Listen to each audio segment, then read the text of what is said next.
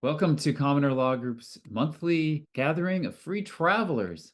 Our monthly gathering of free travelers brings together free travelers from all over the country who are interested in pursuing our natural rights as we go from place to place in our vehicles or automobiles or carriages or whatever you want to call them, our personal property, our household goods. All of these different names, but we assert the God-given right to be able to go from here to there without asking permission, which means without paying fees, license fees, registration fees, license plate fees, all the various fees obligating us to the statutes under the vehicle codes of our state. So welcome again. It's wonderful to be together with freedom-loving people from all over the country who really want to go deeper into the conversation about how we can be free. And this is really a great movement that is dedicated to free travel in particular, but it has application, has ramifications, has consequences for freedom of all kinds by a freedom-loving people who want to have government know its place. It is by our consent only, and that it should be small and serving the people as needed, and we can eliminate government as soon as it stops providing any utility for we the people. And of course, there's a lot of different perspectives on natural law and on God-given rights and on freedom and free will, individual freedom, collective freedom, sovereignty. These are all questions that we love to discuss so that ultimately all of us together as a people have a general understanding, a common understanding of the proper order of authority where our creator, the universe, whoever brought us here and created this whole wonderful magical place we call home. And then there's we, the precious creation, who are the sovereigns and the ultimate authority of our lives. And we create governments if we should, if we do it only very advisedly, knowing how government can easily become its own master and become a monster. But we do create governments to serve us and only for that purpose. And we are free. We only accept government if we do it all because we consent to it. We have a great presentation coming up for you by Bob Dicsoun. I'm going to let David tell you a little bit more about him. I've got some documents to share with you. He's been successful in brief in using a writ of Coram Nobis, which is Latin. We'll, we'll get into like what that means, but really I want to hear the whole story about how Bob discovered it, how he determined to use it, how he ended up using it, and how it won the day. Yes, great to be with you, Clint, and a fantastic introduction to what is happening. People realize we have a natural right to be on the earth and to travel. And Bob Dicsoun has been doing it at least for, I would say, over 10 years. But he's the gentleman. This will be his second time on the show because the first time he showed us how he is under the church and he puts the signs on his car that he's with the church and his plates on the car. And he has signs that he places on his property. This is church parking only. And really, it was he really gave us a lot of gifts. When he was here 6 months ago or so. This is a true fight for freedom on the earth. This right to travel truth is rising. And the more people do it. In fact, remember Stephen, the model anarchist, he was on here 3 or 4 months ago, I think. He has planned something for November 5th. This is the election day, and also the 5th of November, from V from Vendetta. Well, International Take Your Plates Off Your Car Day. So I think I can get on board with that. We can tell our friends here to consider taking plates off your car for one day, and this could be the beginning of something really major. But Bob Dicsoun did let me know he got his charges dismissed.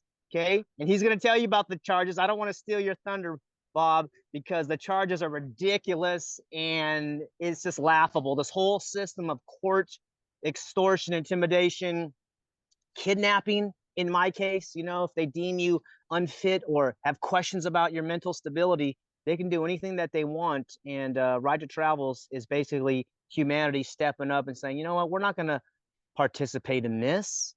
I had the private plates on my car for 3 years. And if you do that, I recommend you have a dash cam in your vehicle. It's not even a vehicle, though. That's their term. So, it's a automobile. It's a private conveyance. as Clint said before. But this is a very exciting time to be alive, brothers and sisters. I want everybody to really understand that, because we're born free. Our rights come from the creator, source, nature, whatever you choose to believe or call it, evolution. And it doesn't come from the government. Once we all look around and look at each other and say, hey guys, we're free. What do we need permission for? What are all these fees? We stand up for ourselves. And that's what Bob Dicsoun's been doing under the church for 5 years and privately for over 10 years. It's just so exciting to hear his victory. Oh, by the way, not only did he get his charges dropped, but 2 prosecuting DAs quit their job. So I want to hear the whole story too, Bob Dicsoun. Welcome to the call, sir. I'm so excited Yes. to hear from you tonight. How are you tonight? Oh, doing awesome. Glad to be here. Yeah, we're really grateful that we could gather this monthly call that Clint's been co-producing and co-hosting with me in the last couple of years. You've been on before, and we want to learn what you have been doing. You've been so kind in the past to give the logos and tell us about the church, and I think this is the future, as you said in our last show. But then you said you got your charges dropped. So what is the Coram Nobis? Can I even say that correctly? Clint. But what's Yeah, going on? it is. Yeah, did I say that correct? Yes, it is a writ of Coram Nobis, a writ of error.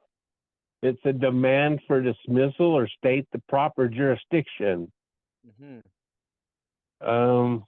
The very first time I used it was years ago. So my wife was having some issues with a landlord, and they were trying to evict us, and I filed one of these in that case.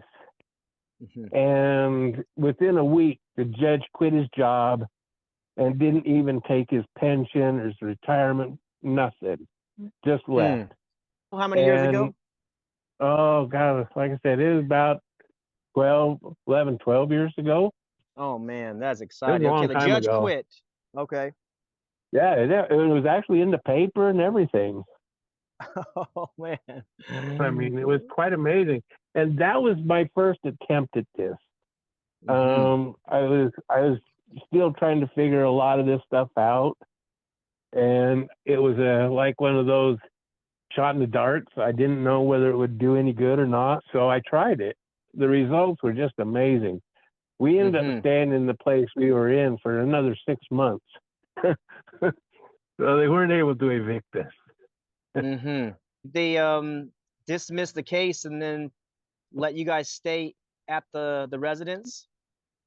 Yes, the judge left, and so they couldn't do any more about it. The prosecuting attorney told the landlord that it was a civil matter and they couldn't intervene anymore. And so he would have to go through a civil court case to get us to pay the rent. And because he would keep calling the cops, and the cops would come to the house and tell us that, we were supposed to be evicted and whatnot. And I would tell the cops back then that it was a civil matter and their presence wasn't needed. This was between us and the landlord. And if the landlord wanted his money, he could sue me for it. He had already tried that. It didn't work because, like I said, the judge quit. Nice. And more recently, you had some case dismissed. Let's talk about recently. Yeah, the recent one, well, almost 3 years ago now, I got pulled over for, I don't know, I guess interfering with the normal travel of traffic. Basically, I was preventing people from, I guess, speeding. Oh my gosh, So some made up charge. Yeah, it was just, he was just mad because I didn't let him pull the car over in front of me. Yeah. But, so I got a ticket for that, no driver's license, no insurance and all that. Right. But the ticket was for no insurance. I have insurance, but he said I didn't, and I wasn't going to argue. I didn't go to court over it. I didn't sign the ticket, and nothing. I just let that one go to a warrant. Good. It's a bench warrant. You didn't go to court. You said, hey, come get me. What are you guys gonna do? I didn't harm anybody. Yeah. That was pretty much my feeling on it. Who's the criminal here, I don't really right? care. Yeah. So I just let it go to a warrant.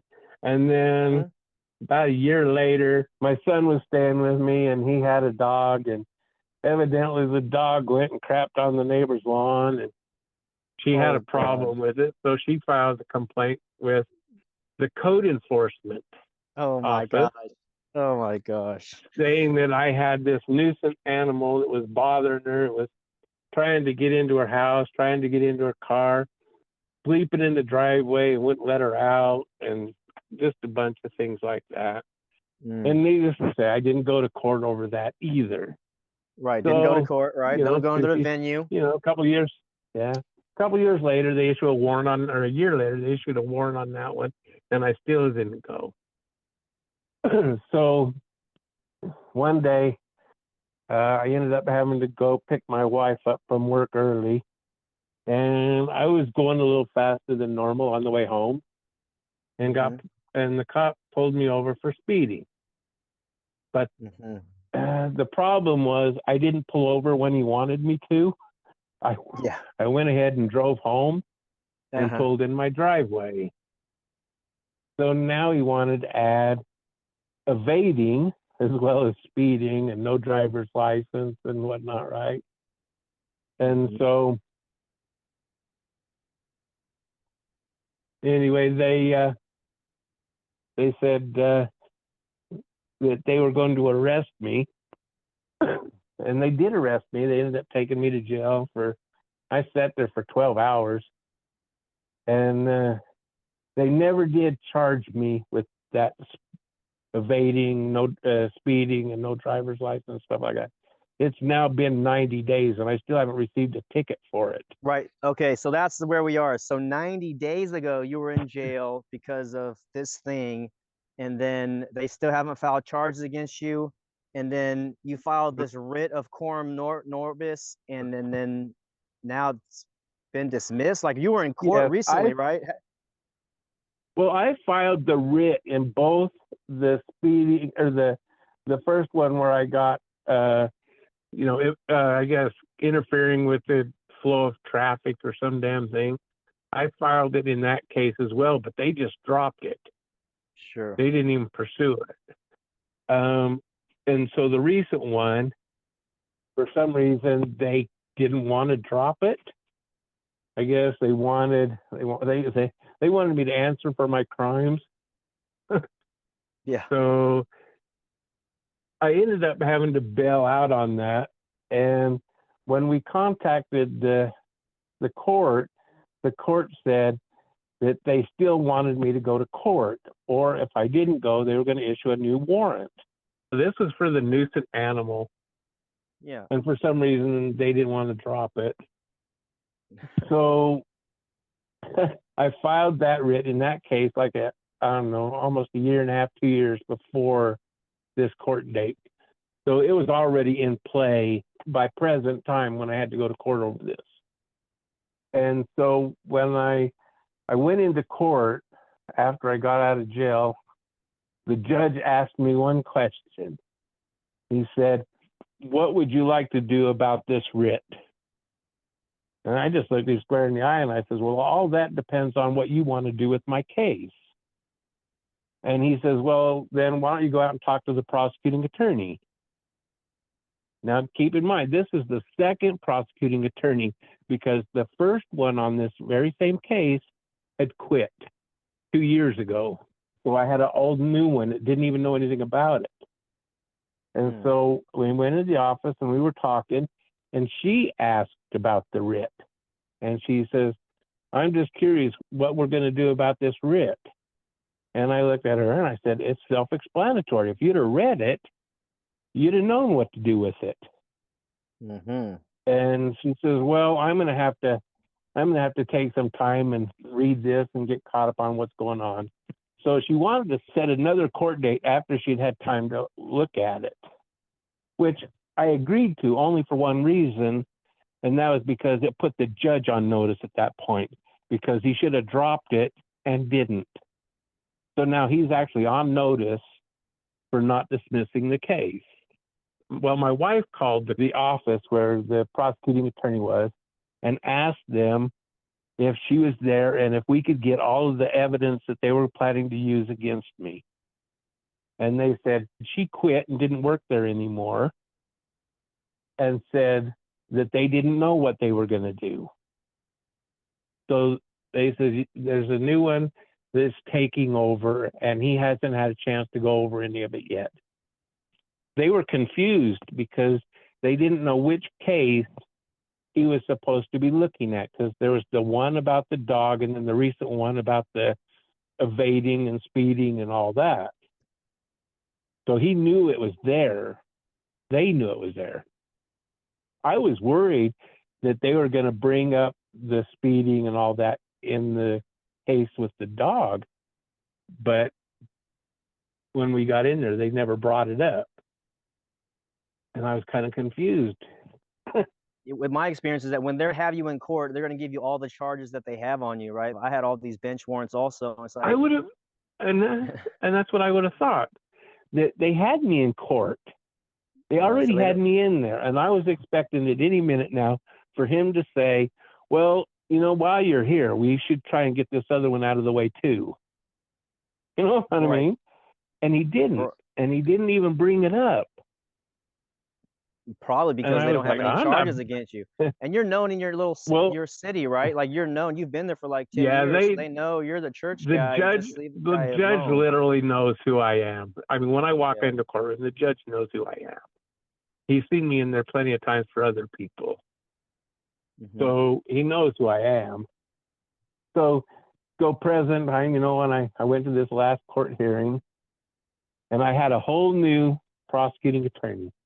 So this is like the third one. The first two quit. Now I have a third one. And so we get in there, and the judge didn't even, I mean, it was just, God, I mean, it was a look you can't describe really. When I walked into that courtroom, the judge looked like somebody crapped in his Wheaties. He literally looked just scared to death. And you believe it was the writ? He was looking at the writ. I believe that because he knew about it, he did not want to bring it up again, because he knew if he brought it up again, he could be held on charges for it. Because it literally says he can be arrested if he ignores it. You look at the response, and you don't even respond to their charges. You file 5 felony complaints against them in your response. That's what this is about, isn't it? Yes, it is. I returned my felony responses. Basically, the writ of Coram and Nobis, it has a list of different things that are already, you know, that are just in there, the basics. Felony charges that you can throw at them. See, the first one is Title 18, Part 1,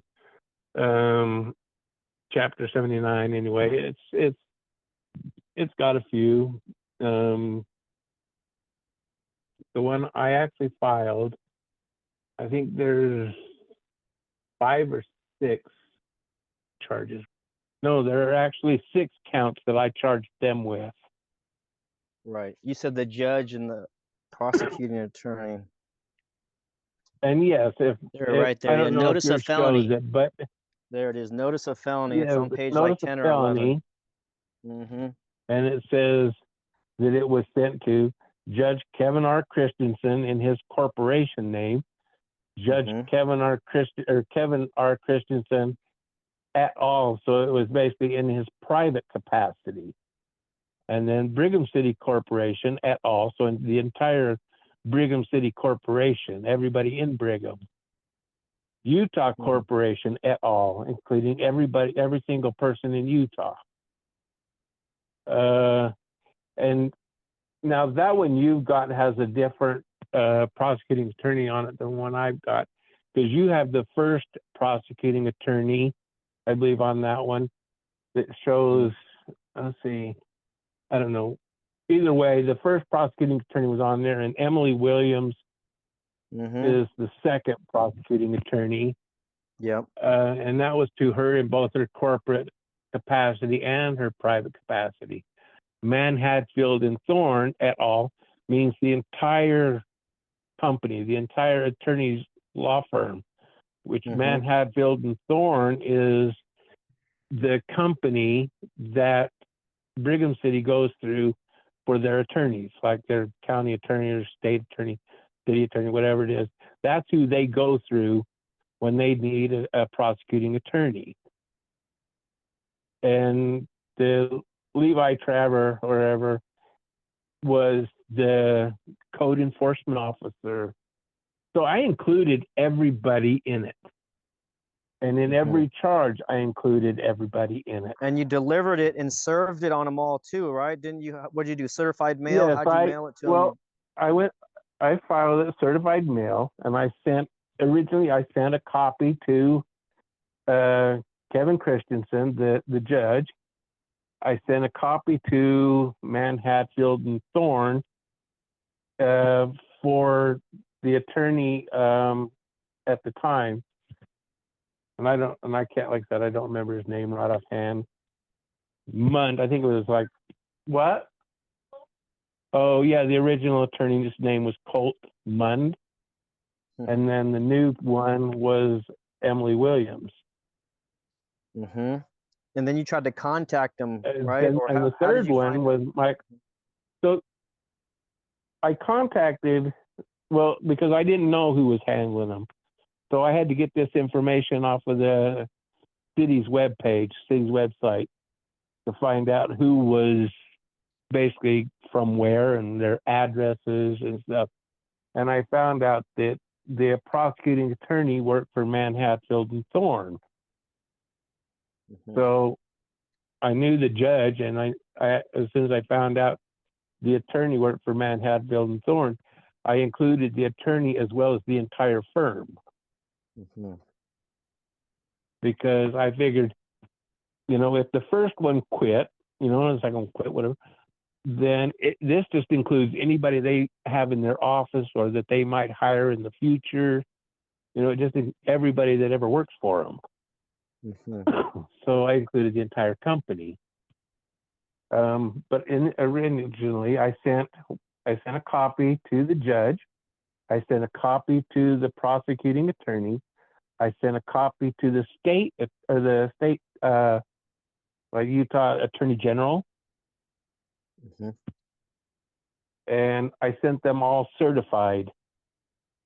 So when I got the receipts back, I just made copies of them and stuck them aside so that I would have them in case I ever needed them. I had 2 duplicate copies made for just in case. So when I went back to court this last time. Right, you went into the courtroom, you've sent this all to them, and then you go back into the courtroom for the court date. Yes, I did go in for the court dates. And keep in mind, the only reason I do anything, the only reason I would ever go into court is because I have an alternative motive. And I do. Every time I walk in there, I have a reason for being there. And I was hoping that they would violate that writ. I was counting on it. Because every other time, like I said, they dropped it and I wasn't able to actually show up in court and challenge it. And they won't respond. They, like the judge won't respond, the prosecuting attorney won't respond. They will not answer these, and they have to, because it's just like an affidavit. I mean, if they don't answer all of my charges in writing, it's no different than me, me ignoring theirs. So, yes, I did that, and like I said, I wanted to go to court. I actually just wanted to go to court on the speeding ticket. That was my priority, but I haven't got there, and they won't call me in now. So, yeah, exactly. So that's kind of the amazing part of it, is that you were in there. He asks you, what do you want to do with this writ? And you said it depends on what you want to do with the charges, right? That's called a conditional acceptance, right? Depends. And then he didn't respond, or what? What's the status of the case now? They still haven't charged you with anything? Okay, so like I said, I went in for this one at the second hearing that they set up, and the judge wouldn't even talk to me. He talked only to the prosecuting attorney. Okay, and so as soon as I walk in the door, the judge looked at the prosecuting attorney and said, "Would you please go out and talk to Mr. Dix out there?" And he had this look on his face, like I said, it's like somebody dumped in his Wheaties. He was scared because he didn't want me to continue this. So I think what he was trying to do is get the prosecuting attorney to go out there and try and find a way to settle it before we came back in, because he had already cleared the courtroom except for the one guy he was hearing at the moment. Oh, he already cleared the And courtroom. I think, yeah, he already cleared the courtroom. There was nobody in there when I went in. And so the prosecuting attorney wanted to talk to me. And as soon as we go out to talk to him, he's already planning on dropping it. And so, I mean, he's like, well, there's really, I mean, this is kind of a push. He says, because, it looks like you both have evidence against each other. And you both, I mean, it looks to me like it was just a dispute between neighbors. So he says, I see no reason to continue this. So, so he goes, we're just going to drop it. We go back in the courtroom, and the judge already had the papers to dismiss it drawn up. Because normally you have to sit there and wait for him to have them printed out. Sure. But he had them already printed out. And he signs his copy, and he hands it to the prosecuting attorney, says, I need you to sign it. And then would you give it to Mr. Dix and see if he'll sign it? And basically it was just a letter saying that they had decided to dismiss it all. And that I agreed to let them do it. It wasn't the judge's fault, and I understand that. And I think the judge knew that too, and I think that's why he pawned it off on the prosecution attorney, is because he's like, like, you brought this to my door, you fix it. You get rid of this mess. Because he didn't even want to talk to me. He looked scared to death.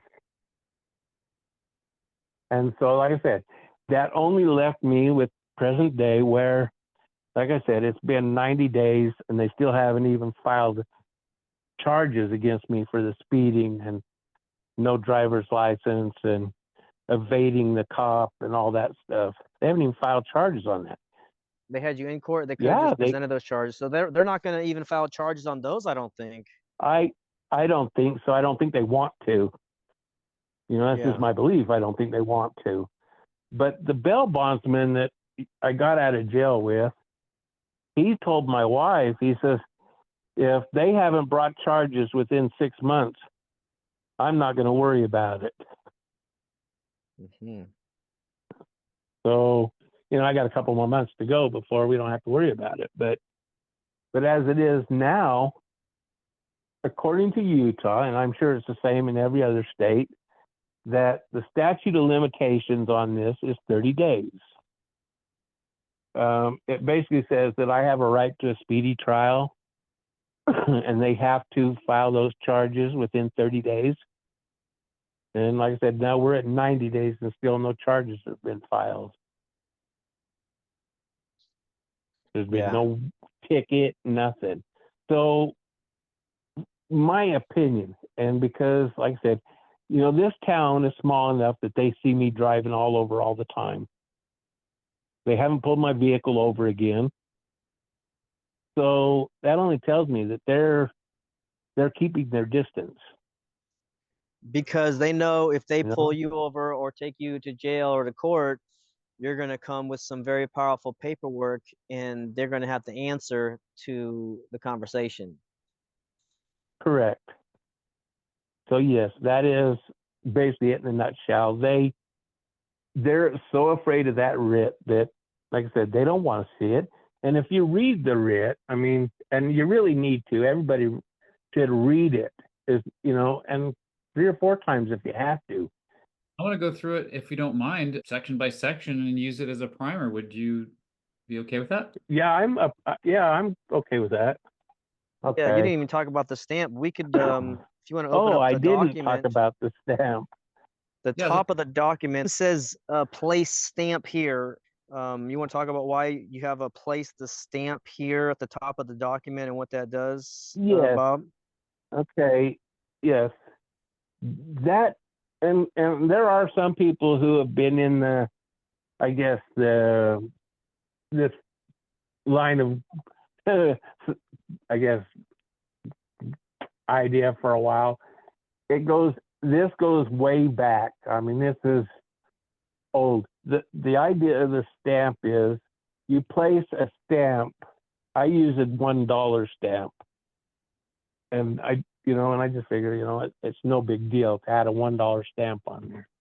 So I use a $1 stamp, and I place it right up there at the very top corner of the page, and then you cancel that stamp out by writing your name diagonally through the stamp with your name in all lowercase, whatever, and the date right under it.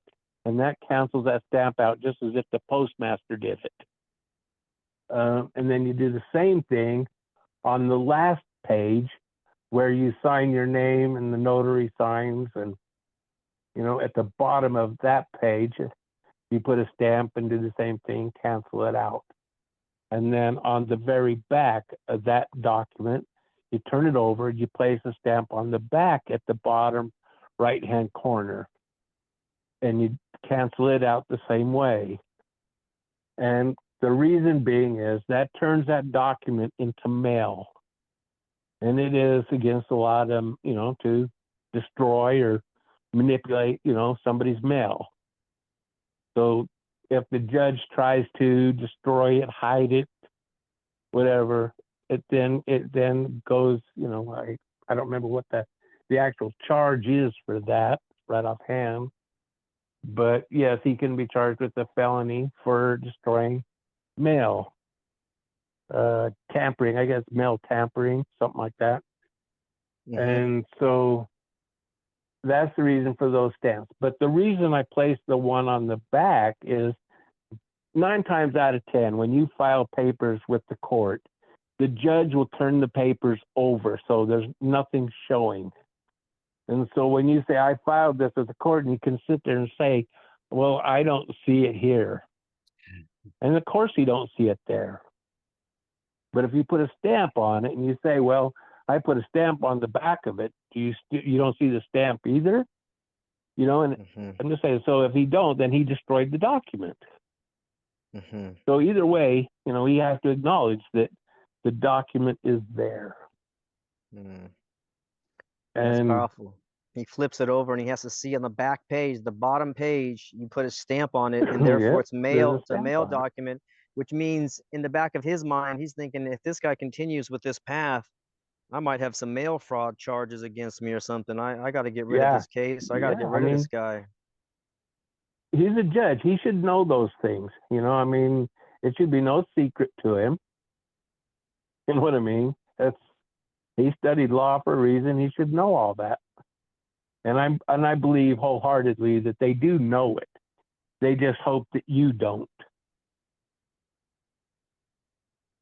But yes, if you want to go through this page by page, let's go through it and read it. Let's go to too. the top page. I remember it was very powerful. The top page, 1 page, 2 page. Top page is pretty powerful. Top couple of pages is pretty powerful. So let's talk about, let's just go from the tippy tip top, right? So you put the name of the court first, and put the postage stamp on the upper right hand corner, and then the state of your state, and then you literally say fictitious foreign state. You want to say just yes. that? So it's the all capital foreign corporation. And it does make a difference to say whatever, like say it's I don't know, a Utah court, state court, county court, city court.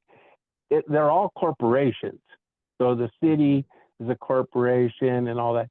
And fictitious, meaning that if the term fictitious means it exists in one state but was created in another state. And I have a picture of Google Maps of Washington, D.C. I could share it with you, basically. and it says on it that the state of Utah is in Washington, D.C. It lists the address for the state of Utah, 400 North Capitol Street, Northwest, number 388, Washington, D.C. Post office box, the zip code is 20001. I mean, that's where the state of Utah exists. Mm-hmm. So it can't exist there and here too. It's all in our heads where these corporations are. It's a piece of paper in a box. And it's in a file cabinet. State of Utah exists only in a file cabinet. I've done that with several states, so I know it's more than just Utah. I mean, you can try it yourself. Put, the state of whatever state you're looking for, Washington, D.C., and it might bring it up. You'll have to try it, see. But I've done it for Texas and a few other states, so I know that they all exist in Washington. Okay. Mm-hmm. So that's where the fictitious state comes in. Let's do it together.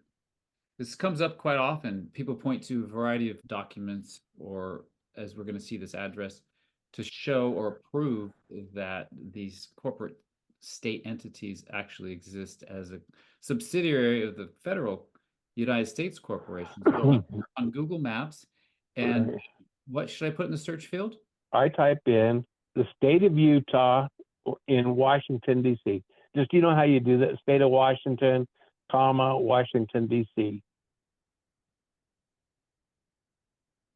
Should bring up one of those little red 10 dot things, and it should say state of Utah in red right by it. Yes. Like you said, 400 North Capitol Street, Northwest, number 388. Yeah. So how can it exist there and here at the same time? One of them has to be fictitious. Mm-hmm. All right. There you go, folks.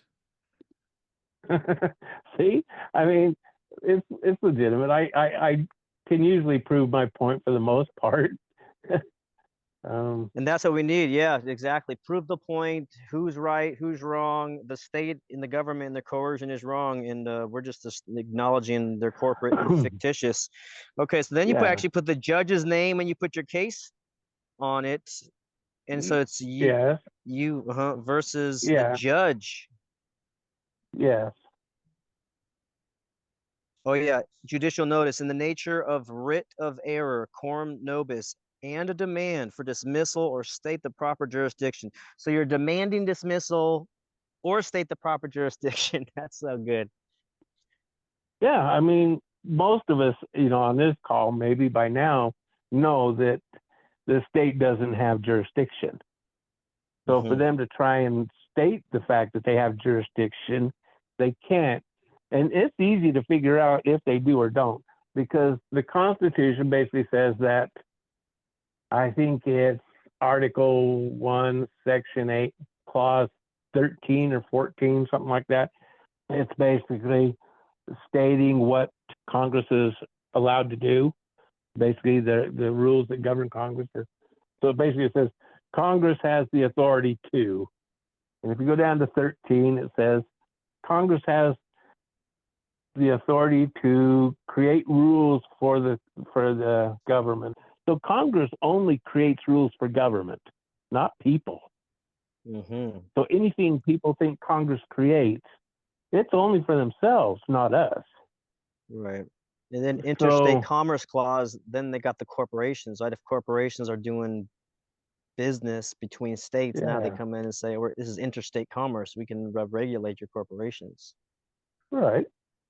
Okay, so about the writ itself, I was doing a little research going back that the writ of Coram Nobis and the error of Coram Nobis has its roots. It's one of the original, quote unquote, original writs of common law England back in the 1200s and 1300s.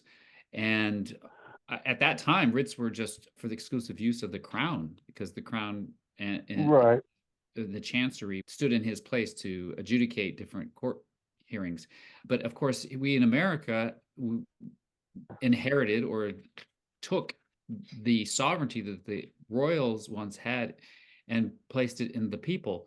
So maybe, I don't know if you have much to say about that, but I think it's Well, fascinating. see, and if you think about it, yes, it did place the sovereignty in the people, right? And the only way a government can have any sovereignty at all is through voters, right? You vote your rights away as soon as you elect somebody to represent you. So that's how governments get their sovereignty. And you no longer have it, you know? Right. And it's like, Yeah, well, you have the, if you voted, you as an go individual, ahead. you have the authority. You can use a writ. It's not just the government writing writs. Any one of us can create a writ any day of the week. Isn't that right? Oh, yes, definitely. Anyone can create their own, and they can make it their own. So what is that? And they carry the full weight, and the courts are bound by them. But when you look up the writ of Coram Nobis on the internet, they literally say that it's no longer allowed in certain areas. California says they don't allow it.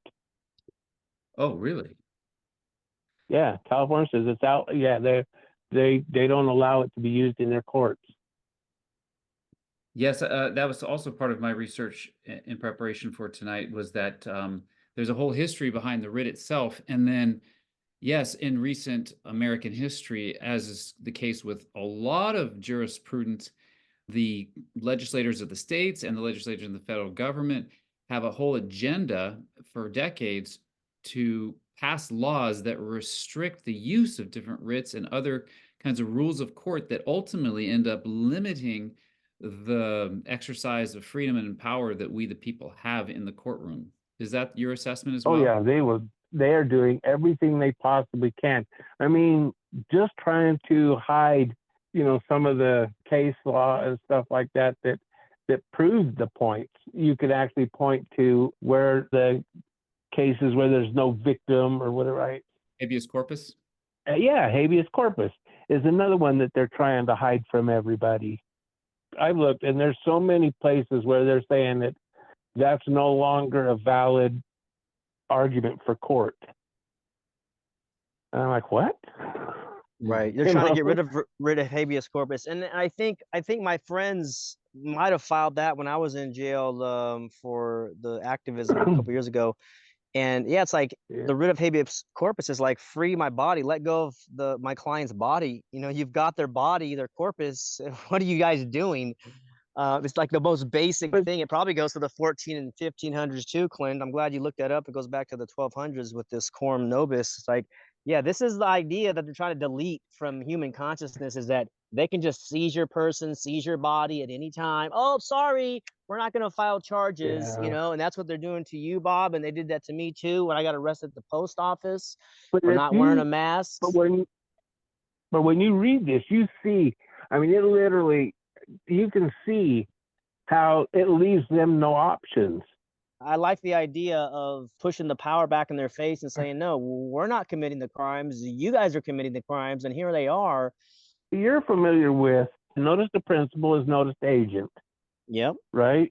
It's as soon as this hits the office, as soon as it hits their building, it means that they've accepted it. It's theirs. They can't hide from it. And you can say, well, I have proof that you got it, so I know you got it.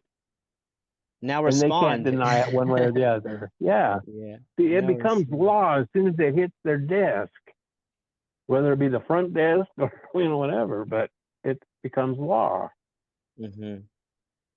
For them to be able to try and state jurisdiction, they got to find something that says, and it even points it out in there, that the person, is not the person. I think it's in definitions. It describes, what a person is. And I even went further on the meanings in mine than it said in that one. I added, because in the state of Utah, under Title 68, Subchapter 3, Section 12.5, definitions of the Utah Code, it states a person means an individual, an association, an institution, a corporation, a company, a trust, a limited liability company, a partnership, a political subdivision, a government office, a department or division, or bureau of any other government body and any other organization, right? Mm-hmm. So it literally, a person is everything but a man. Right. Up until just recently, you could look up in Utah code and not even find the word man or woman. They weren't anywhere in it. Mm-hmm. But now it actually is in there. For some reason, they amended it this year, and it's actually in there. That describes a man and a woman. And they're not persons. They have to have jurisdiction. So they've got to make you a person in order to have jurisdiction. Right. Yeah. Personam jurisdiction of the person. I even had the judge tell me one time I was challenging jurisdiction, and she says, the fact that you are here now in front of me means I have jurisdiction over you.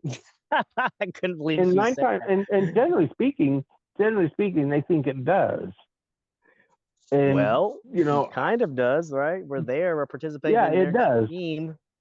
Because you gave them legitimacy when you went into their building. You acknowledged that they could summon you. You know, they had some magical power that they could just summon you and you would appear. And it works. Mhm. You know, But for the the most magic part. power is based on coercion, yeah. And some people believe government's legitimate. Yeah. I'm not one of those people, but yeah, they use intimidation. That's why I don't have a problem going to jail. I mean, And this is what you said on the last call. If people didn't hear the Bob Dicsoun call number 1, he says, hey, what are you going to do to me? You know, I'm not going to sign your piece of paper, or I'm not going to, show up. I'm not afraid of death. You know, you have no power over me. Whatever, no matter what you do to me, I'm going to be okay. And that's a different mindset. I think that's what's rising is, hey, I don't want to participate. But I guess at this time, you're like, I'm going to send in this writ, and if you guys want to go to war, then let's go to war. But in terms of being pulled over, standing up for yourself is where it's at. Like, hey, I don't want to agree with this contract. What are you going to do to me? Conditional acceptance. It's not okay to force people into a contract, and that's what's rising. And you stand up to the system, and it looks like Bob Dicsoun is somebody they don't want in the courtroom. They don't want you in there. They haven't filed charges on you. You're under a church, and it's legitimate. can we pause for a second? My son wants Yeah. to chime in on this. Yes. Yeah. You want to introduce your son? Yeah, absolutely. If My son Timothy, he goes by Dancing Wolf now, but he would like to chime in on it. Sure. Come You on. there? Welcome to the call, Dancy Wolf. Tim? You have an amazing father. Glad to be Yeah, here. yeah. Glad you're here with us. Thank you. I just wanted to chime in on what you guys were saying. I'm going off vague memory here with no documents, but I believe the reason that they declare jurisdiction the moment you step in their courtroom is they view the court as a foreign ship, basically, outside of the U.S. territories. And so when you step into the courtroom, you're stepping onto their vessel or onto their ship. And that ties into a lot of how they use maritime law. Mm-hmm. You're correct about that. I thought it was interesting. You brought up how the judge said that. I also had a judge back when I was doing my court case way back in the day that said that. Probably 6 years ago now, but What are they charging you with? Because you run a church. That's what's so exciting about this conversation is that you're under a church, and you guys had some victory down there in Utah, as far as I know. But feel free to share. They lay out the charges that you faced and how you were successful or what you experienced. yeah. So at the time I was facing a warrant failure to appear. It was over a seatbelt ticket. I was stopped just short of the stop sign, kind of off the road a little bit. I was handing my daughter a bottle. She was crying in the back seat, so I unbuckled my seatbelt and I reached back there and handed her a bottle to see if that'd calm her down. Got back in, put my seatbelt back on, was starting to drive through the intersection, but as I was putting the seatbelt on, that cop went through the intersection. He saw me, and he flipped around and turned his lights on and decided he was going to give me a ticket for no seatbelt. So it was pretty early on in our process still, and things weren't completely fine-tuned, but at that time I filed a walking on water I filed a name change, and I filed affidavit of truth. Mm-hmm. The walking on water. Yeah, what's that? That sounds interesting. Yeah, it's kind of a play on word from what I originally understand. It was taking the jurisdiction out from underneath the government and putting it under the Catholic Church is what I was doing at that time. So I notified the archdiocese over that state, and I informed them that I was being charged and that I was going to walk on water. Basically inform them of the legal step that I was taking. And then I wrote my paperwork for the court. I didn't have a purple pen. I was given the authority of being above them in a sense. So I was using purple. I didn't have a pen, so I wrote the entire legal document in crayon. Notified them of the walking on water, the affidavit of truth, and the name change. When I showed up in court, I pled guilty on the premise that the judge could prove jurisdiction. Judge wasn't having any of this at this point, so he placed me in handcuffs, threatened me that if I brought up jurisdiction anymore, that he was going to place me under arrest.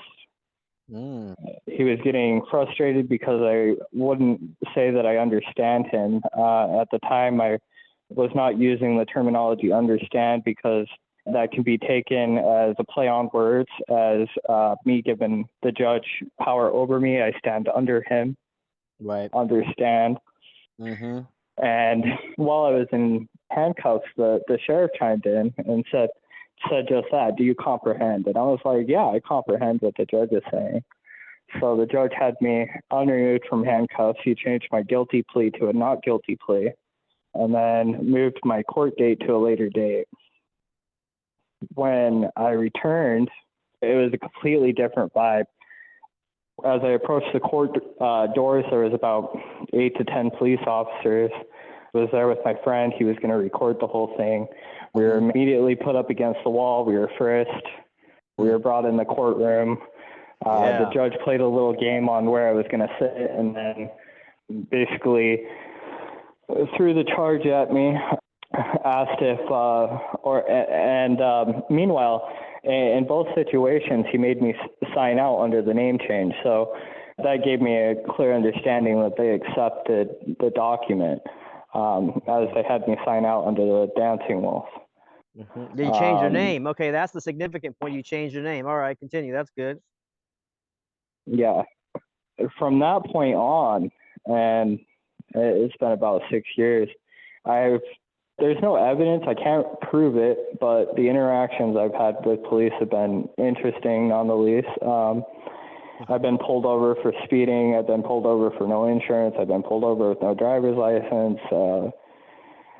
Just various situations. And just about every single time, the cop comes up, he asks me, what's going on? The reason they're pulling me over, everything. They go back to their car, they do a little bit of searching on their computer, and they come back and tell me I'm free to go. Wow. There's been quite a few cases. I remember I got pulled over for doing 15 over on the highway. I got pulled over by a state trooper. She went back to her car to get the information. She came back to the window. She was shaking. She was like, "You're free to go. Are you going to be safe pulling out of here? I can block off the lane so you can get out of here." And just left it at that, which was funny because her attitude before that was that she was going to give me a ticket. I mean, she was that kind of tough person act, bullying kind of attitude. But wow. Okay, that's amazing. So are you saying that perhaps something of the paperwork that you've done or something that occurred in your legal journey has put you in somewhere in the database where now they want nothing to do with you? It sounds like you've been pulled over 3 or 4 times, and now they just let you go and then are very kind to you after they look you up in the computer? Yeah, I'd go so far as to say I probably had anywhere from 10 to 15 different interactions. My most recent one is I got pulled over in California. I thought for sure that they were going to issue a warrant for that, but I haven't gotten a letter for it. I haven't gotten anything about a court date or anything about that. So When It was just that? seems to just disappeared. And that was 5 months ago now, 6 months ago. Huh. Yeah, because I've heard the myths of the do not detain list, and another friend of mine also verifies it. Well, he didn't see it, but his buddy who filed a federal lawsuit against the government, he gets let go, I think, pretty much every time now too. So, what do you think it was? The name change, or did you do a writ of Coram Nobis? You said an affidavit, a walk on water, and a name change. So maybe it was the name change or the walk on water. I've never heard of that in my life. That sounds like a religious thing also. So somehow maybe they probably think you're like an archbishop of the Catholic Church or something, man. I do believe it's the walking on water. I was doing a lot of ayahuasca ceremonies, peyote ceremonies. I was studying under the Oklahoma Native American Church at that time. I felt pretty tapped in, and when I was filing the document, I don't have any record of it anymore, but there was a lot of it that I was standing on the terminology, a man, not a person, not a corporation. Basically just everything I could throw at him to say, look, you guys don't have jurisdiction over me. Mm-hmm. So I do believe it was the walking on water. The name change, I'm sure, helped because again, that was taking their ability to point a finger at the birth certificate, the legal name, and say, well, aren't you this person? That was about 6 years ago. And God, I don't think I've stepped foot in a courtroom since. God bless you, man. That seems to be the smart move. I just know a little bit about your story through Bob, but you guys, I think, had some big court case or somebody you were affiliated with in that Utah is allowed to do plant ceremonies, which under a church in some states, they don't allow. And, as a voluntarist, I think you own your body and you can do whatever you want to your body. You don't need permission, but somehow these states do believe they have control of your body, and Utah might have had some court sensibility to them or something. Like, what was there a court case where you guys got some freedom? Yeah, so it's not just Utah; it's all 50 states. But the Oklahoma Native American Church. Oh, go ahead. Well, I was just going to say, the Utah case is James Mooney versus the state of Utah. Okay. And that was the court case, the Supreme Court case in Utah, where they challenged the state of Utah to show that the Native American churches don't have the right to use peyote or ayahuasca or marijuana or any of those in their church ceremonies, mm-hmm. or spiritual ceremonies or whatever, for their sacrament is what it was, I guess.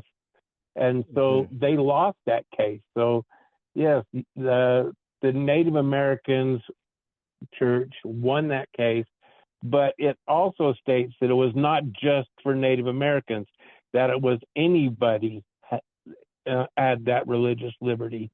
So that was basically a win for everybody. That's a federal case? I'm sorry, I missed that. Was that a Supreme Court case decision? No, it was the Utah State Supreme Court. But they can only rule in federal, Utah, right? Or what? Right.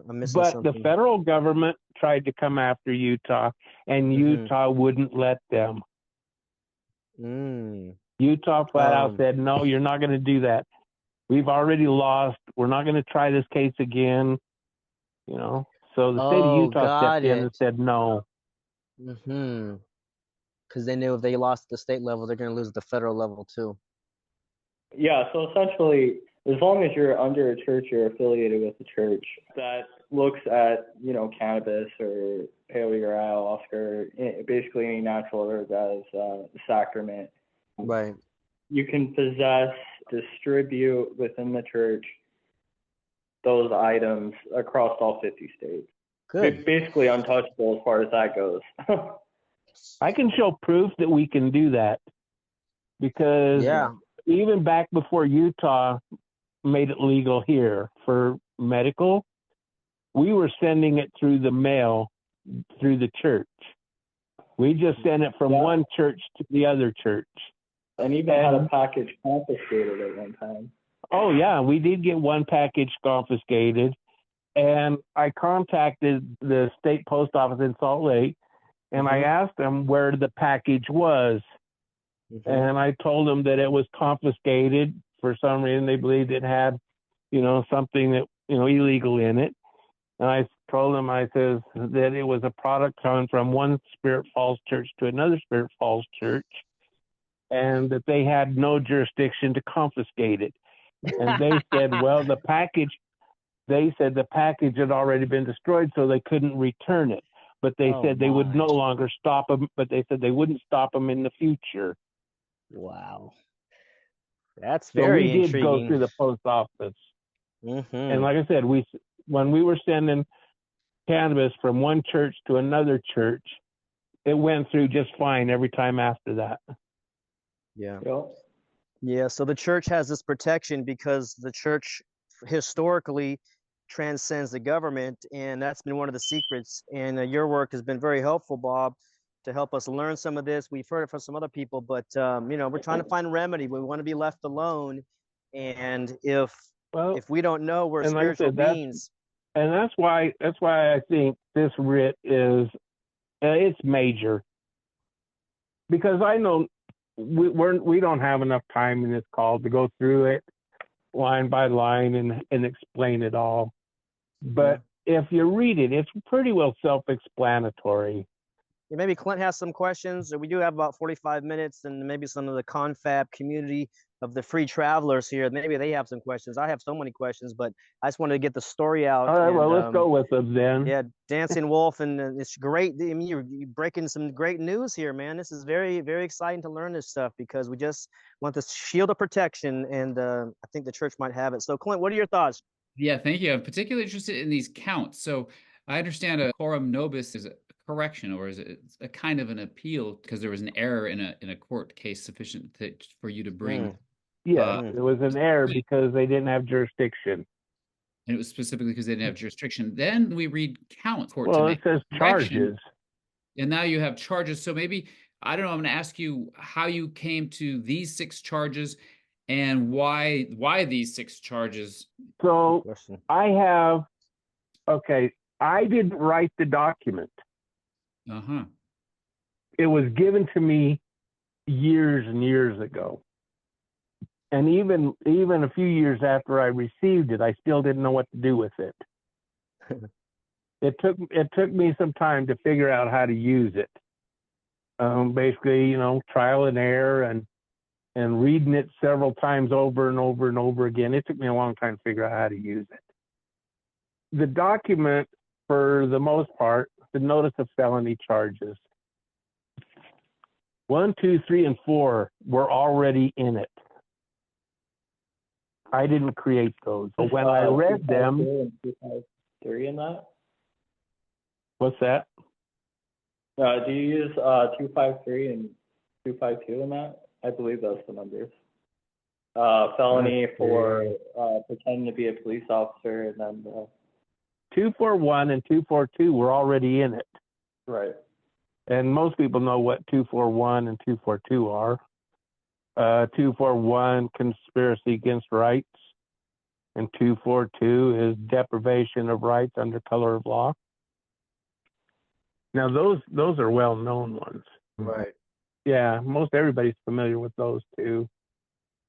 Okay, so how does that work exactly? So you're charging them as if they are criminal, right? And so typically, exactly. I think that you would do a lawsuit. The proper document would be a civil lawsuit against them for these various infractions, both state statute and federal statute. Yeah, but we all know how they deal with that. For instance, and this goes back to, my son and the walking on water document.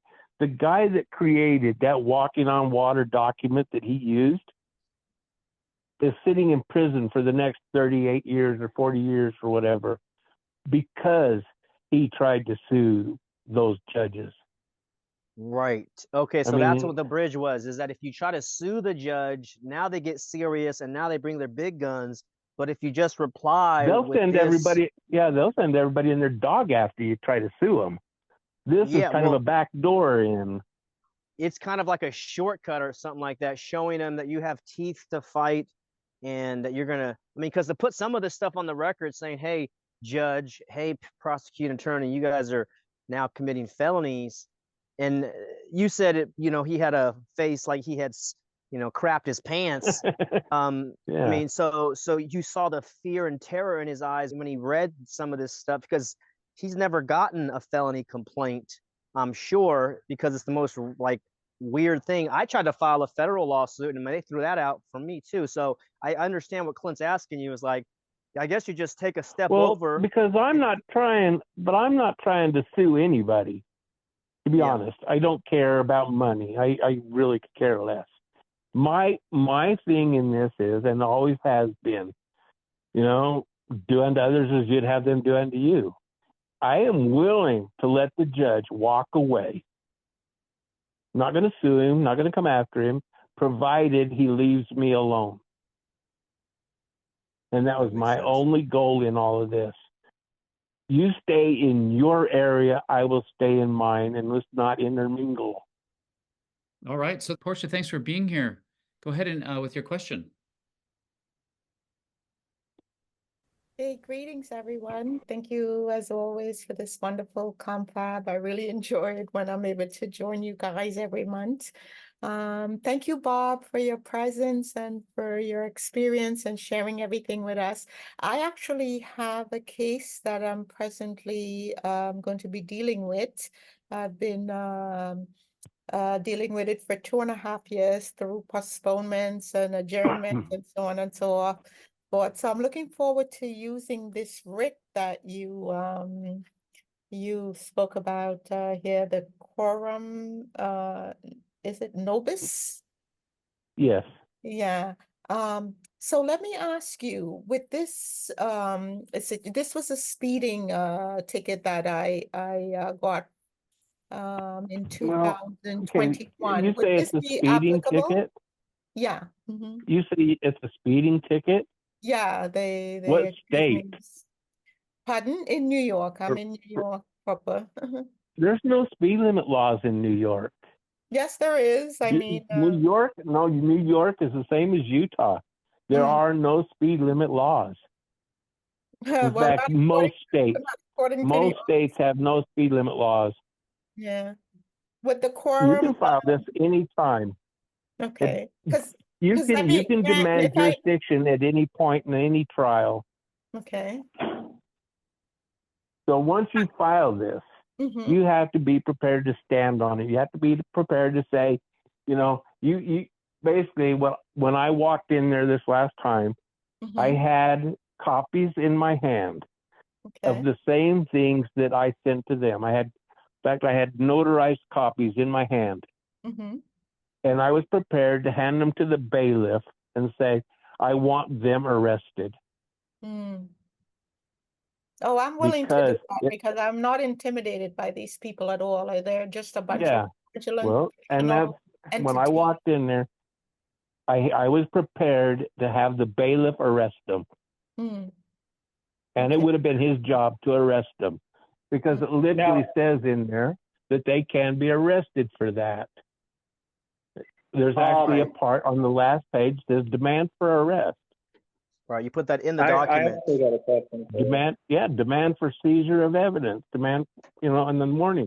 I mean, so there's literally a demand for arrest in there. And at the top, on one of the other pages, it actually states what they can be charged with, or, the actual charges that they're violating. Correct. And so yes, this actually says demand for arrest. Because I have pulled myself out of joinder with these people by giving notification to all of the entities, the Anthony Blinking, our state attorney general here, that I am not one of the 14th Amendment citizens. And I understand. Yeah, I understand all that. Mm-hmm. And this document does a lot of that for you. Okay. I mean, it actually states that you're not you're not citizen, you're not under their jurisdiction, all that right at the very beginning. It states that. Right. So yeah, right at the very beginning of this, it basically gives them notification of who you are, that you're an American citizen and you have, certain rights that are, unalienable, and yeah, and so, and that you're not the corporation, you're not the person, you know, that they claim you are, and so it does all that for you. But at the same time, I did a handwritten letter of expatriation, and I stapled it to that document and sent it in with. I have recorded all of the, pulling myself out of joinder with these entities and letting them know that I am a sentient being, a woman who have unalienable rights given to us by the Creator, and one of the sovereign body of the de jure government. So I could send them that record because, like you mentioned about getting into their courtroom, they assume just by your presence in their courtroom, they have jurisdiction over you. So my goal is not to even enter the courtroom, but to let my paperwork speak for itself when I submit all the information. So with this, but my point was, you can file that document anytime throughout your case. Okay. Anytime. Because jurisdiction, it says in the law that once jurisdiction is challenged, everything has to come to a standstill until they answer jurisdiction. Okay, wonderful. The court cannot proceed any further until they showed proof of jurisdiction. Okay. So yeah, you can file this anytime in a case. Okay, so that's what I'm going to do. I'm going to use this writ to submit an answer to the upcoming, because I do have an appearance. I believe it's July 11th. So this will give me a month in advance to submit everything to them and not have to enter their jurisdiction by appearing in court. That would be sufficient. Yeah. So and then make sure when you go in there that you have a copy of it. So if you have to, you can show, what you're charging them with. Gotcha. And where it lists the charges, okay? If you look up the speed limit rules in your state. What was that? The speed limit? Did you mention? What did you say? Let's see. It's usually listed under speed regulations in whatever state you're in. Okay, gotcha. Speed regulations, I think, would be the way to go about it, or speed limit laws, generally speaking, in whatever state you're in. But in all of the ones that I have looked up, they all say pretty much the same thing. And now, I hope you don't mind me interrupting. New York and New Jersey, they might need to be looked at a little closer. Being familiar with the area, they actually do have signs posted on the highway, separate from just the speed limit, that says maximum speed of 55 miles an hour. Any speeds exceeding this can be punishable by law. Indeed. Well, and I get that, and I'll look it up because I've looked it up for every other state, but if I had a minute, I'd look it up. But for the most part, every state I have looked up so far,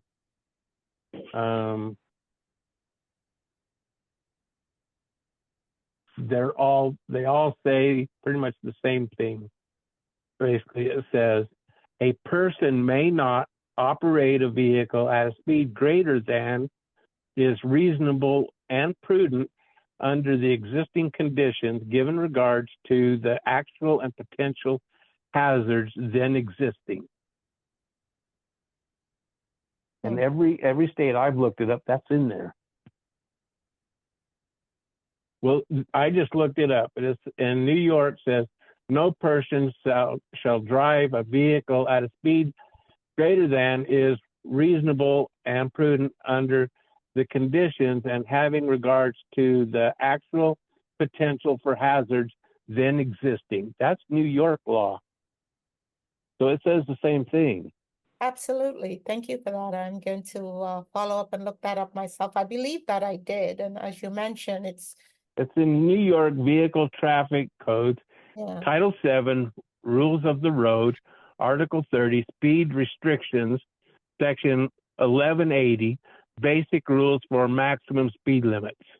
I just dug that up real quick for you. So Yeah, thank you so much. anyways, Thank you. Thank you. All right, so important to apply these to the real-time situations, what we're dealing with. So, Portia, it's amazing that you come, and we really appreciate you applying what you're learning immediately into your situation. How do you feel? You going to do it? You going to go for it? Oh, let's see. absolutely. No doubt about it. I am very, as you know, Clint, I am a Let's very see. determined person, and I hate injustice. And, you know, once you've been exposed to this red pill, if you if you were, it's very difficult to turn your back on it when I'm a person of justice and what is doing what is right. And you know, this system is so bogus, and so, especially in here in New York. I mean, I don't know if you guys been following what's going on in this state, but it's just a total atrocity. So absolutely, I am absolutely determined. I'm actually facing a foreclosure right now that I mean, I know it's a bit off topic, but just to let you know, it's just such a bogus bunch of rubbish. And I am not willing to acquiesce. I will fight tooth and nail till the end. And like Bob, if it means being incarcerated, not that I'm wishing that upon me, I certainly don't want to have to deal with that, but I am ready to fight to the bitter end. So yeah, absolutely. Thank you. I'll yield. Go Portia. Nice, very powerful. Bob mentioned see. something about some renter or landlord issues, but anyways, great job, Portia. The spirit is rising. We're all in it together, guys. Hey, everybody's all in. You know, at least the people on this call, you know, as best as we can, taking a risk. There's more risk if we stay silent. There's more risk if we do nothing. There's more risk if we don't stand up for our God-given rights, and that's what this paperwork seems to be empowering Portia to do. And then Bob's done it, and Dancing Wolves is on the do not detain list, apparently. So, anyways, very good stuff so far. This is a great call. Wonderful. Yeah, thanks again, Portia. And for you and for others, I just definitely want you to check out our education on equity, which is a whole new realm of jurisprudence in addition to common law. And we have an introduction video on our website at commonerlaw.com. All right, let's go to Christy. Thank you for being here again, Christy. How are you? Hi, I'm good. How are you? Fine, fine, fine. I just want to ask this gentleman. We have a friend. He stepped probably into the courts too many times. He went to court every single time they asked him to. It's a long story of what he got pulled over for. It was all unlawful what they did. But they took him into custody right there in the courtroom. They wouldn't recognize anything, any common law. Every time he's been to court, I've been about 2 out of the 4 times he's been, or maybe he's been more, but he always asked them to establish jurisdiction. They never did. And then this time the judge said, oh, we already established that, right? And of course they cuffed him because he didn't show up for his probation, blah, blah, blah. Long story short, he's in there. He's been in there a week.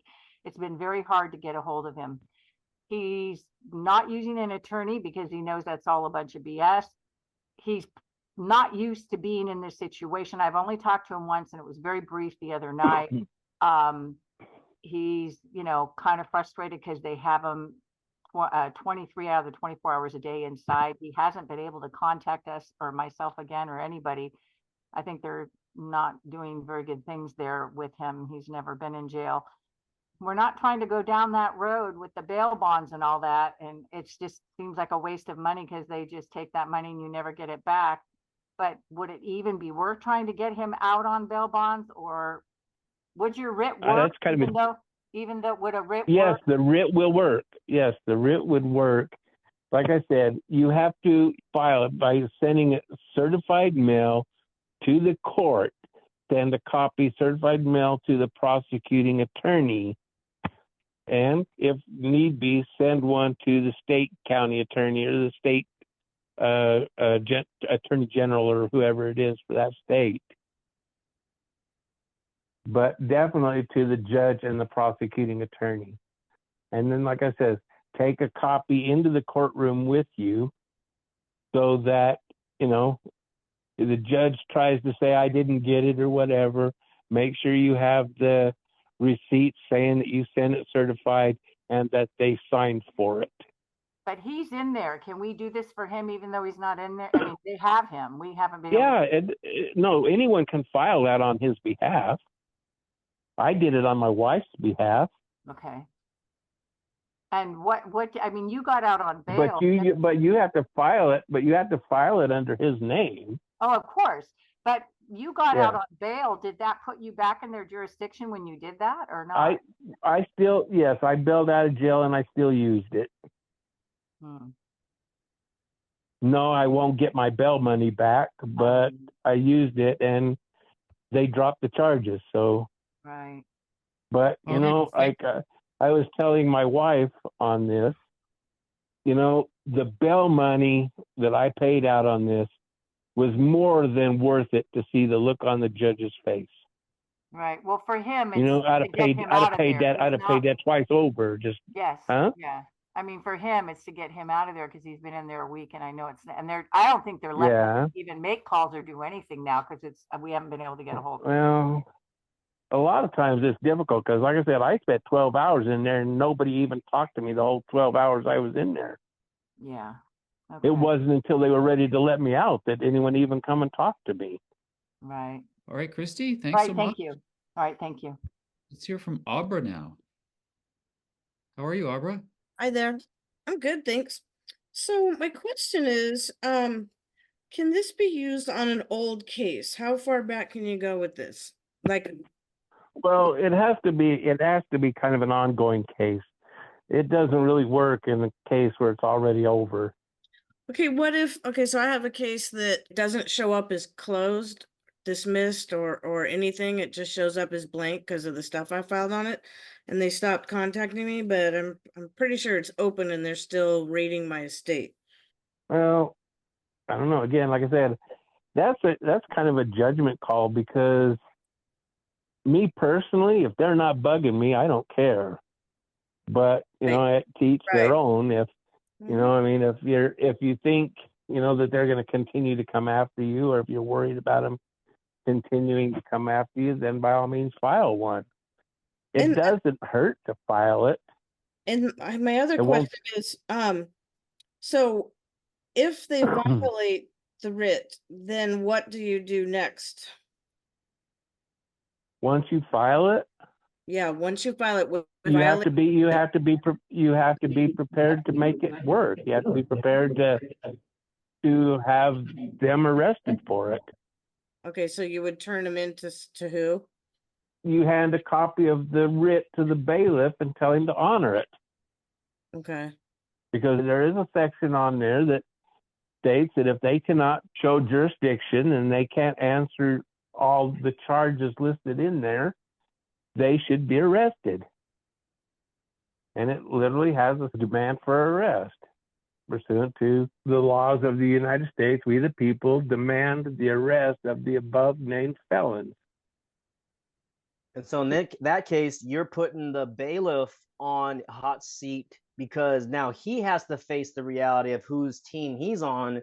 And that's what you're saying, Bob, is that you were excited. Yeah, you were excited. You're like, I can't wait to give this to the bailiff and tell the bailiff to sick him, because then the bailiff has to debate, what do I do? There's paperwork here. I'm being commanded to arrest this guy.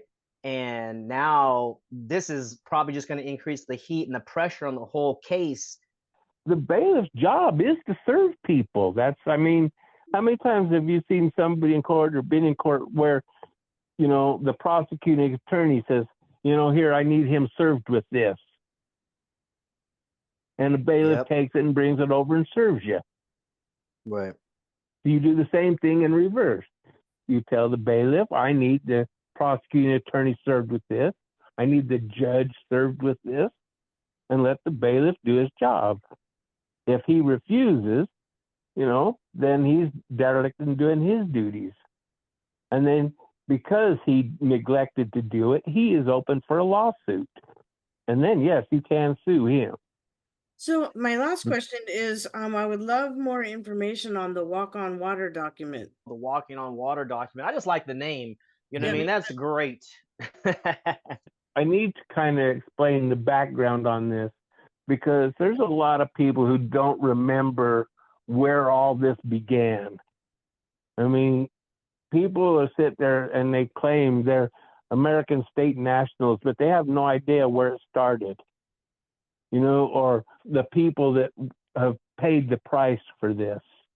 The Walk on Water document was created by a man named Bruce Doucette. And Bruce Doucette is currently sitting in prison in Colorado on basically criminal charges of paper terrorism. And he's there because of Anna von Writ. Him and 7 other guys got together and decided that they were going to do what Anna von Writ said and try and reestablish a new government. And Anna von Writ wrote up all these different papers and said, these need to be served on the judges and the county attorneys and everybody, and they need to be sued and they need to be kicked out of office. And so Bruce Doucette and his friends, which is called the Colorado 8, as it was done in court, Bruce Doucette wrote this document, and he gave it to me years ago, told me to give it to my son for him to file in court. And that was the document that he used in Oregon on his charges when he went to court in Oregon over that seatbelt charge and stuff that he was on. I'm so curious and fascinated by this whole process. And thank you for those questions, Abra. I hope everybody's getting a lot of good information to go apply in your world. And if you want to share about going into the arena, and some people, just don't want to go in there and put the paperwork there and say that. It's not the easiest thing to do. I mean, when you start challenging the authority or the power that be or whoever it is, when you start challenging them, yes, it's a little bit unnerving, to say the least. I spend hours preparing for my court cases. My brain never shuts off. When I have a court case, I'm constantly researching, constantly trying to find everything I can to use against them. And I prepare for the worst. But I file that writ, and then I sit and try to figure out every other way I can, whatever questions they might come up with, I have to be prepared to answer, whatever, just in case the judge ignores this. And so, yes, I always go in prepared. But yeah, it takes everything most people have got just to stand up against these people. Right. It's not the easiest thing to do. I mean, like I said, in the beginning, God, and even now, I don't know, it still scares me sometimes, I guess, when Right. I'm not sure how it's going to go. Yeah. And I really don't want to spend the rest of my life in jail or anything. No, you're not. You're going to be free. I don't want anyone walking on me either. I don't want anyone pushing me around. Yeah. And so, yeah, it takes a lot. I mean, it really takes almost everything you've got to really put what you have into it. And like I've always said, it's fear. They only control us through fear. That's right. And when that's gone, they've got nothing. Yep. In fact, you've seen the video of that night that they came to my house, didn't you, Dave? Yeah, exactly. All peace and all courage, man. This is what the strength is. Under no circumstances do we activate any type of defense or weapons. It's just, hey, if you're going to take my body, take me away. But I'm not going to be violent, and you're not going to shoot me. I'm going to come in peace and honor. But that's the thing, though. I have no problem arguing with them. And that night, I flat out argued with all 6 of them because I wanted them to show me where in their law speed limits applied. What law? Right. That's all I asked them. Because and the video that I have, okay, my wife filmed it. So it's dark because it was at 6 o'clock in the morning. And so the video itself really sucks. But if you listen to what I say in there, I mean, I'm challenging their authority right there on the spot. As soon as I got pulled over, they wanted to come on my property. I told them that was private property. They weren't allowed on it.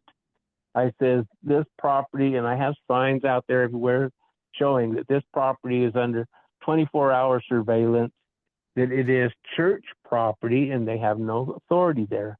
And I went over and over and over it with every one of them, letting them know that they had no right to be there and that they were violating my religious liberties by coming on my property.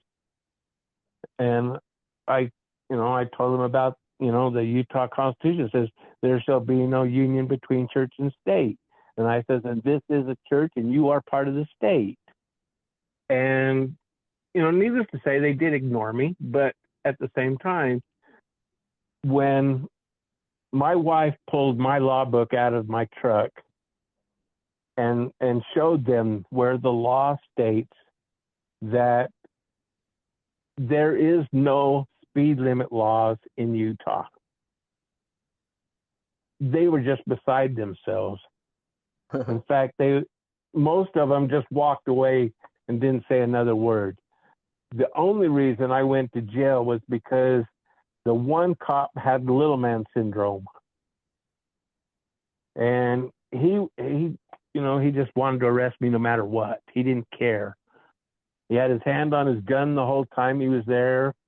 I was worried that he was going to kill me the whole time. But at the same time, I didn't slow down. I didn't back down.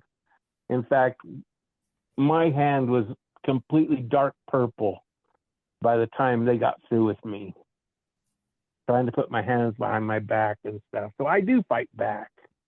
I'm not that, you know what I mean? I don't generally go too peacefully. I make them work for their money.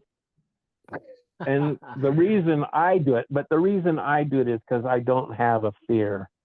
I look at, and I'll flat out tell the cop, the worst thing you can do to me is make my wife very wealthy. Mm-hmm. They look at me and what do you mean? I say, well, you can find out. Right. Yeah. Good point. Yeah. Good point, Bob. Find out. Brian, thanks for raising your hand. How are you tonight? Hey, I'm doing well. Hey, first thing off, guys, it's so good to be with free people. Doesn't it feel good? Yes. Bob, what about asking for the business license of the prosecuting attorney?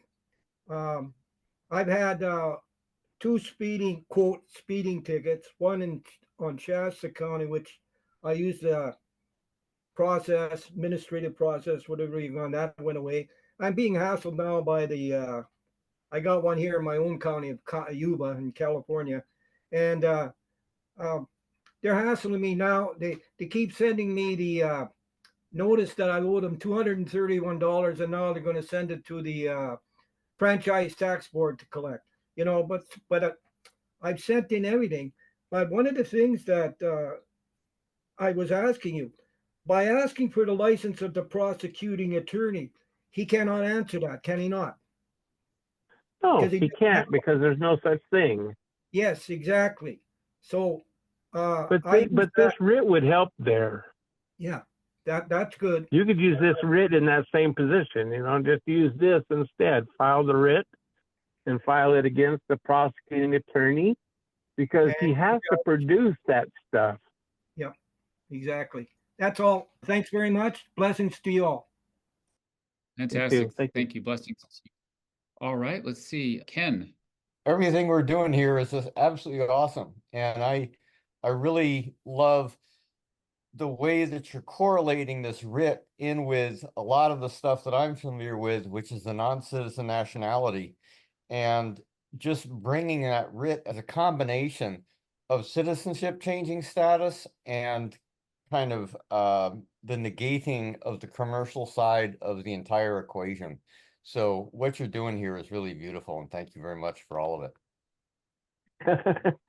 Yeah, thank you. I mean, without people listening to this, we wouldn't go anywhere. So we need everybody to understand it and use it to the best of their abilities. And the more people that use it, the better it'll work.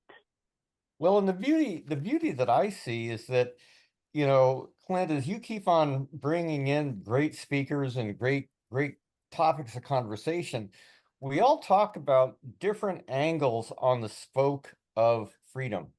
And what ends up happening is you realize is that there are many, many, many paths to get to the same place.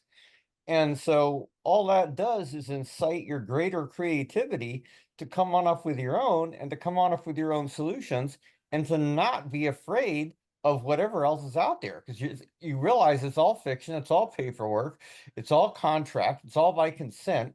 So, where do I want to kind of negate this thing to give them, kind of a heads up that no, this is not a pushover, and I understand where you are vulnerable, and I understand where I have my functional capability.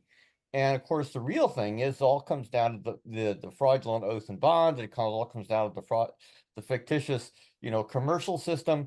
And so when you realize their primary vulnerabilities, then kind of and your fundamental authority, the rest of it is just kind of like details. So thank you for that, Clint and David and everybody, for Bob as well.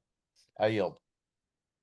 Okay, well, that's pretty much it. I do want to invite you all to come again next First Tuesday and to share the link. You'll, of course, get an email. It's the same registration link for every month. You only need to register one time and then use that same link to join every month.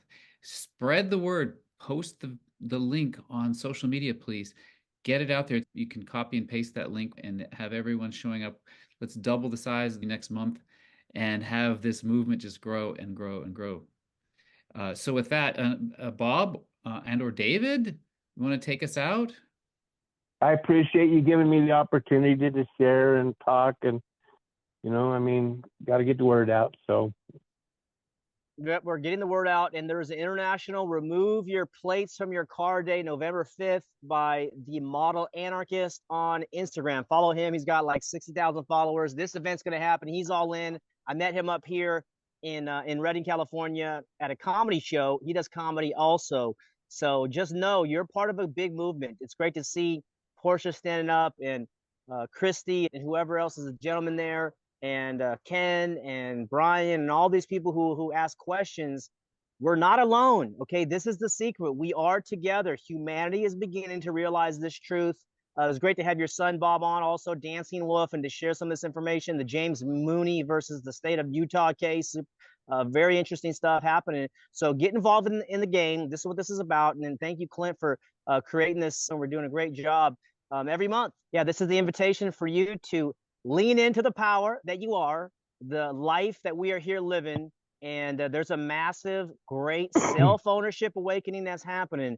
And we're realizing we're born free. We don't need permission. This paperwork game is a way for them to leave us alone. We have no interest in causing harm against anybody. Just leave us alone. Build our communities. I love the exit and build philosophy, which is exit their systems and build the systems that we want to see in the world. Hey, Bob, thanks for putting that into action, because we are on the winning team. It's called Team Humanity, Team Freedom, Team Voluntary Relationships. And this is just a beautiful time to be alive. So thank you, everybody, for being here. We look forward to seeing you July 2nd or the equity event before that. And stay in touch here with Clint Grease in the Commoner Law Group. And you guys have a great night. This is David James Rodriguez signing off. We'll see you guys at the next event. Peace, love, and freedom. And turn on your camera. Say goodbye to us also if you choose to. Bye. Thank you. Thank you. Thank you, Clint. Thank you. Hey, blessings Thanks, and y'all. ride with your Thank you spirit. all. Take care. Hey, before everyone sign off, I just want to say something really quickly. We've been coming to this platform for the last 2 going on plus years. Yeah, 2 years. Yeah. Absolutely. And I really would, I'm very, very much grateful for all the hard work and everything that Clint and you, David, are doing to promote this venue. And I just want to encourage everyone to please share the platform. I'm not a big social media person. I'm not on Facebook or anything like that. The best I do is Telegram, but I do forward the links as to friends and family to get them involved. So I just wanted to say how much I appreciate you guys. Thank you so much. I'll continue to share, and hopefully we can raise the vibration and consciousness of everyone about this really important battle, if you will, that we are dealing with. We are so much more than this body or our name. We are spiritual beings. We are consciousness. And we need to get over the evil that's being perpetrated on our society today. And it takes each and every one of us. So I just wanted to, put in my good sense and say, seriously, thank you, thank you, thank you from the bottom of my heart for all you guys are doing, and encourage everyone to please share, please, please, especially you social media fans, spread the word, and let's see if we can get the numbers up for members or for family and friends to really educate them. God bless everyone. Thank you, Clint. Peace, love. Yep. Love Thank to you. everyone. Thank Great you job. all. Great night. Bye.